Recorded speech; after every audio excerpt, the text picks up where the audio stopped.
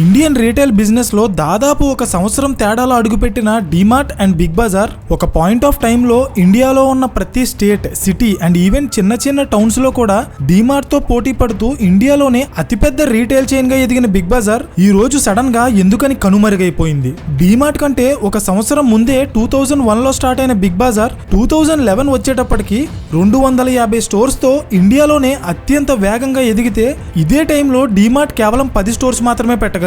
వీళ్ళిద్దరి గ్రోత్ లో ఉన్న డిఫరెన్స్ చూస్తుంటే బిగ్ బజార్ కి డీమార్ట్ అసలు పోటీయే కాదనిపిస్తుంది. అవునా? 2011 లో కేవలం 10 స్టోర్స్ తో బిగ్ బజార్ బిజినెస్ కి అసలు దగ్గరలో కూడా లేని డీమార్ట్ 2022 వచ్చేటప్పటికి ఇండియాలోనే అతిపెద్ద రీటైల్ బిజినెస్ చైన్ గా మారి 2 లక్షల కోట్ల వాల్యుయేషన్ ఉన్న కంపెనీగా ఎదిగితే, మరోవైపు బిగ్ బజార్ 20,000 కోట్లకి పైగా అప్పుల్లో మునిగిపోయి ఇండియాలో వాళ్ళ బిజినెస్ మూసేసింది. సో మై డియర్ ఆడియన్స్, ఇక్కడ మనమంతా తెలుసుకోవాల్సింది ఏంటంటే ఎలాంటి బిజినెస్ స్ట్రాటజీస్ ఇంప్లిమెంట్ చేయడం కారణంగా ఈ రోజు డీమార్ట్ ఈ బిజినెస్ లో నెంబర్ 1 గా నిలబడింది. At the same time DMart కంటే వేగంగా ఎదిగిన బిగ్ బజార్ మూతపడడానికి కారణం ఏంటి అనేది నేను ఈ వీడియోలో చెప్పబోతున్నాను. Hello everyone, welcome to today's video and this is your friend Surya. 2001 వరకు స్టాక్ మార్కెట్లో కొన్ని వందల కోట్ల రూపాయలు సంపాదించిన రాధాకృష్ణ దమాని 2002లో తను సడన్ గా స్టాక్ మార్కెట్ బిజినెస్ నుండి రీటైల్ బిజినెస్ లో అడుగుపెట్టి మహారాష్ట్రలో 2 చిన్న రీటైల్ స్టోర్స్ ఓపెన్ చేశారు. అవే డీమార్ట్ స్టోర్స్. స్టాక్ మార్కెట్ లో ట్రేడింగ్ కానీ ఇన్వెస్ట్మెంట్ కానీ చేసే వాళ్ళకి 2 విషయాల మీద మంచి నాలెడ్జ్ ఉంటుంది. అవి ఏంటంటే, నెంబర్ 1 లాంగ్ టర్మ్ గ్రోత్. అంటే మీరు ఏదైనా బిజినెస్ లో ఇన్వెస్ట్ చేసిన తర్వాత అది మీకు ఇమీడియట్ గా లాభాలు ఇవ్వకపోయినా మీరు మంచి బిజినెస్ లో ఇన్వెస్ట్ చేసి ఉంటే లాంగ్ టర్మ్ లో ఖచ్చితంగా మంచి లాభాలు వస్తాయి. Number 2 compounding effect. అంటే మీరు ₹1,00,00,000 సంపాదించడానికి 10 సంవత్సరాల టైం పట్టినా అది 2 కోట్లుగా మారడానికి పెద్ద టైం పట్టదు. దీన్నే కాంపౌండింగ్ ఎఫెక్ట్ అంటారు. దీనికోసం ఇంకా తెలుసుకోవాలనుకుంటే కింద కామెంట్ చేయండి. ఇదంతా ఇప్పుడు ఎందుకు చెప్తున్నానో అనే డౌట్ మీకు రావచ్చు. అది వీడియోలో ముందుకు వెళ్లే కొద్దీ మీకు అర్థమవుతుంది. డీమార్ట్ స్టోర్స్ లో మొదటి నుండి వాళ్ళు ఏం అమ్మబోతున్నారు, ఎలాంటి కస్టమర్స్ ని టార్గెట్ చేసి అమ్మబోతున్నారు అనే విషయంలో రాధాకృష్ణ దమాని చాలా అంటే చాలా క్లియర్ గా ఉన్నారు. ఎందుకంటే ఏ బిజినెస్ లో అయినా వాళ్ళ ప్రొడక్ట్ ఏంటి, అది ఎవరికి అమ్మాలి అనేది ఎంత క్లియర్ గా ఉంటే ఆ బిజినెస్ అంత స్పీడ్ గా ఎదుగుతుంది. ఈ విషయంలో డీమార్ట్ చాలా క్లియర్ గా ఉంది.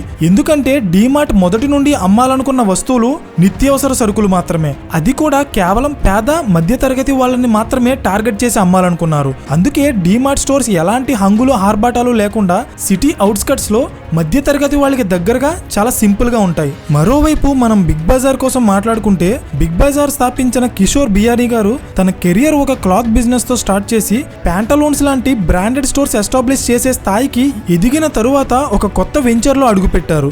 అదే Big Bazaar. Big Bazaar start చేసే టైంలో కిషోర్ బియానీ గారి ఆలోచన ఒక్కటే. అదేంటంటే, అప్పటి వరకు ఇండియాలో ఉన్న ప్రజలు ఇంటికి అవసరమైన వస్తువులు కొనుక్కోవడానికి చాలా ప్లేసెస్ తిరిగేవారు. లైక్ గ్రాసరీస్ కోసం సూపర్ మార్కెట్స్ కి, ఎలక్ట్రానిక్స్ కోసం షోరూమ్స్ కి, ఫ్యాషన్ వేర్ కోసం షాపింగ్ మాల్స్ కి తిరిగేవారు. సో ఆయన అవన్నీ ఒకే చోట దొరికేలా ఒక స్టోర్ ఎస్టాబ్లిష్ చేయాలనుకున్నారు. అదే బిగ్ బజార్. ఫైనలీ ఆయన అనుకున్నట్టే 2001లో కోల్కతాలో first Big Bazaar store open చేశారు. నిజానికి ఆయన అనుకున్న దానికంటే బిగ్ బజార్ చాలా పెద్ద సక్సెస్ అయింది. ఎందుకంటే అప్పటి వరకు ఇండియన్స్ కి 1+1 ఆఫర్స్, 50% డిస్కౌంట్స్ లాంటివి పెద్దగా తెలియదు. సో ఇలాంటి ఆఫర్స్ బిగ్ బజార్ ఇస్తుండేసరికి జనాలు వాళ్ళకి కావాల్సిన ప్రతి వస్తువు బిగ్ బజార్ లోనే కొనేవారు. అంతా బానే ఉంది, బిగ్ బజార్ కి మంచి లాభాలు వస్తున్నాయి అనుకున్న టైంలో రాధాకృష్ణ దమాని డీమార్ట్ తో ఈ బిజినెస్ లో అడుగుపెట్టి బిగ్ బజార్ కి మంచి పోటీ ఇచ్చారు. ఇదంతా గమనిస్తున్న బిగ్ బజార్ ఫౌండర్ కిషోర్ బియానీ గారు డీమార్ట్ కంటే వేగంగా తన కంపెనీ ఎక్స్పాండ్ చేయడం స్టార్ట్ చేశారు. ఎంతలా అంటే 2002లో స్టార్ట్ అయిన డీమార్ట్ కి 2011 వచ్చేటప్పటికి కేవలం 10 స్టోర్స్ కి మాత్రమే ఎక్స్పాండ్ అయితే, డీమార్ట్ కంటే 1 సంవత్సరం ముందు స్టార్ట్ అయిన బిగ్ బజార్ 200 స్టోర్స్ కి పైగా ఎక్స్పాండ్ అయింది. ఇండియాలో ఉన్న ప్రతి సిటీలో స్టోర్స్ ఓపెన్ చేసి బిగ్ బజార్ అత్యంత వేగంగా ఎక్స్పాండ్ అయితే అయింది. కానీ ఈ ఎక్స్పాన్షన్ చేసే ప్రాసెస్ లోనే కొన్ని తప్పుడు నిర్ణయాలు తీసుకుని బిగ్ బజార్ ఈ రోజు మార్కెట్ లో లేకుండా పోతే, స్లోగా ఎక్స్పాండ్ అయిన డీమార్ట్ ఈ రోజు మార్కెట్ లో కింగ్ అయింది. దీనికి రీజన్ ఏంటో ఇప్పుడు చూద్దాం. మీరు అబ్జర్వ్ చేస్తే డీమార్ట్ బిజినెస్ మోడల్ అనేది స్టార్టింగ్ నుండి చాలా స్లో అండ్ స్టేబుల్ గా ఉంటుంది. దీనికి రీజన్ ఏంటంటే, డీమార్ట్ ఒక కొత్త స్టోర్ ఓపెన్ చేయాలంటే దానికి అవసరమైన ల్యాండ్ తనే సొంతంగా కొని బిల్డింగ్ కట్టి అక్కడ స్టోర్ ఎస్టాబ్లిష్ చేస్తుంది. సో దీని కారణంగా డీమార్ట్ కి రెంట్ కానీ మెయింటెనెన్స్ ఛార్జ్ కానీ ఎక్స్ట్రాగా పే చేయాల్సిన అవసరం ఉండదు. కానీ బిగ్ బజార్ అలా కాదు, వాళ్ళు ఓపెన్ చేసే ప్రతి స్టోర్ కూడా రెంట్ మీదే రన్ అవుతుంది. డీమార్ట్ ఫాలో అయిన మరొక ఇంపార్టెంట్ స్ట్రాటజీ ఏంటంటే డీమార్ట్ ఒక కొత్త స్టోర్ ఓపెన్ చేయాలంటే దానికి అవసరమైన డబ్బు అప్పు చేసి కానీ తన బిజినెస్ లో నుండి కానీ తీసి పెట్టదు.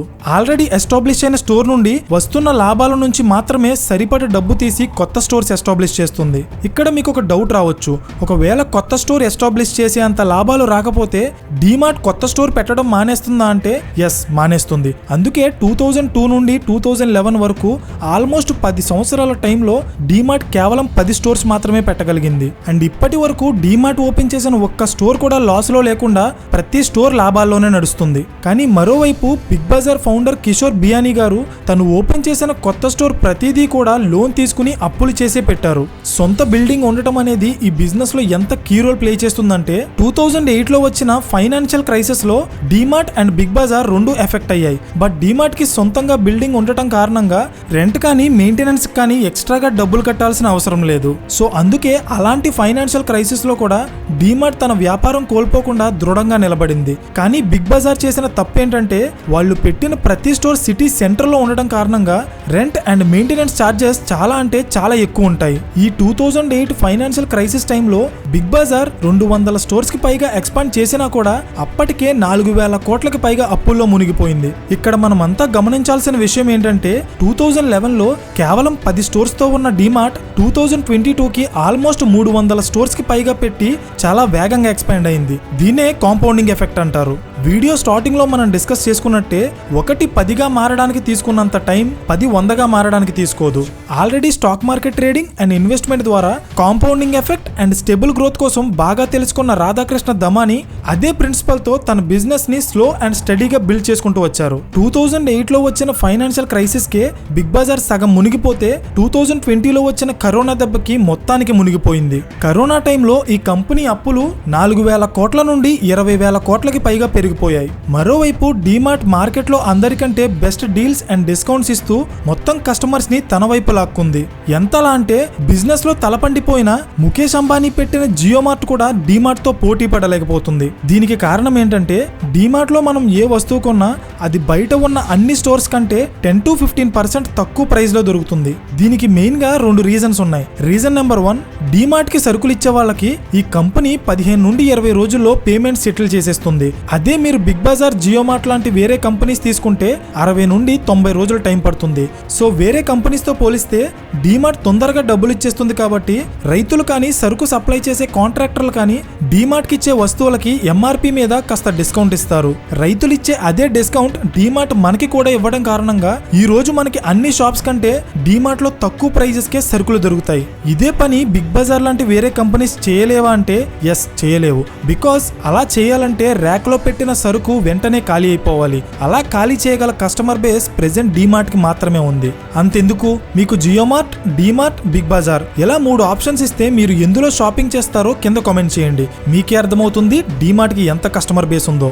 Reason number 2, sales in huge volume. అంటే చాలా మంది ఎక్కువ ధరకు అమ్మితేనే ఎక్కువ లాభాలు వస్తాయి అనుకుంటారు. అండ్ చాలా మంది దీని మీదే ఎక్కువ ఫోకస్ చేస్తారు. కానీ వాళ్ళకి తెలియంది ఏంటంటే తక్కువ ధర పెట్టి ఎక్కువ సరుకు అమ్మినా మంచి లాభాలు వస్తాయి. ఇదే స్ట్రాటజీ ఫాలో అవ్వడం కారణంగానే ఈ రోజు డీమార్ట్ స్థాపించిన రాధాకృష్ణ దమాని నుండి లలిత జ్యువెలరీ స్థాపించిన కిరణ్ కుమార్ వరకు వాళ్ళ కాంపిటీటర్స్ కి చుక్కలు చూపిస్తూ వాళ్ళ చేసే బిజినెస్ లో దూసుకుపోతున్నారు. ఫైనల్లీ డీమార్ట్ సక్సెస్ అవ్వడానికి, బిగ్ బజార్ ఫెయిల్ అవ్వడానికి కారణమైన 3 ఇంపార్టెంట్ బిజినెస్ స్ట్రాటజీస్ ఏంటంటే పాయింట్ నెంబర్ 1, మీ బిజినెస్ ఎక్స్పాన్షన్ కోసం మీరు చేసే అప్పు మీ లాభాల కంటే ఎప్పుడు ఎక్కువ ఉండకూడదు. ఎందుకంటే అప్పు పెరిగే కొద్దీ కంపెనీ వాల్యుయేషన్ తగ్గిపోతుంది. మీకు అర్థమయ్యేలా చెప్తా చూడండి. మీకు వచ్చే శాలరీ కంటే మీరు కట్టే ఈఎంఐసే ఎక్కువ ఉంటే అప్పుడు మీ వాల్యూ తగ్గుతుందా పెరుగుతుందా కింద కామెంట్ చేయండి. Point number 2, always focus on slow and study growth. అంటే తొందరగా ఎదిగిపోవాలి అనుకునే వాళ్ళు తప్పుడు నిర్ణయాలు తీసుకోవడానికి ఎక్కువ ఛాన్స్ ఉంటుంది. నిజానికి వన్స్ గ్రోత్ అనేది స్టార్ట్ అయితే